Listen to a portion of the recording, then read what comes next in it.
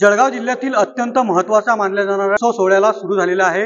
या आपल्यासोबत काही भाविक आहेत। कशा प्रकारे या ठिकाणी हा उत्सव सोहळा पार पडणार आहे ते जाणून घेण्याचा प्रयत्न आपण करणार आहोत। काय सांगा? आमच्या इथे परंपरेनुसार मागील 30 ते 40 वर्षापासून हा उत्सव सुरू असतो। कानिफनाथ महाराज यांचा परंपरेनुसार आमच्या इथे पूजा होते। 2-3 दिवसाची यात्रा असते।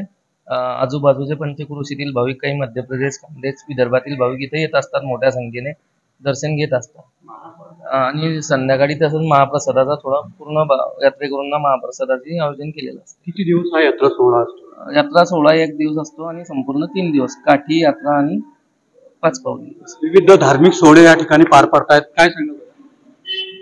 या ठिकाणी विविध प्रकारचे भाविक येऊन दर्शन घेतात। दर्शन घेतल्याच्या नंतर रात्री महाप्रसादाचा कार्यक्रम असतो। तो महाप्रसाद घेतल्याशिवाय घरी जात नाही।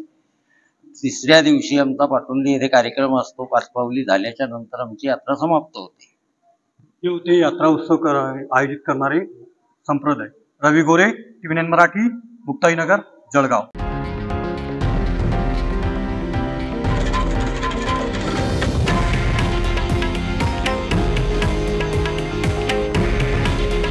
हे आहे देशातील नंबर 1 न्यूज नेटवर्क आणि आपण पाहत आहात TV9 मराठी।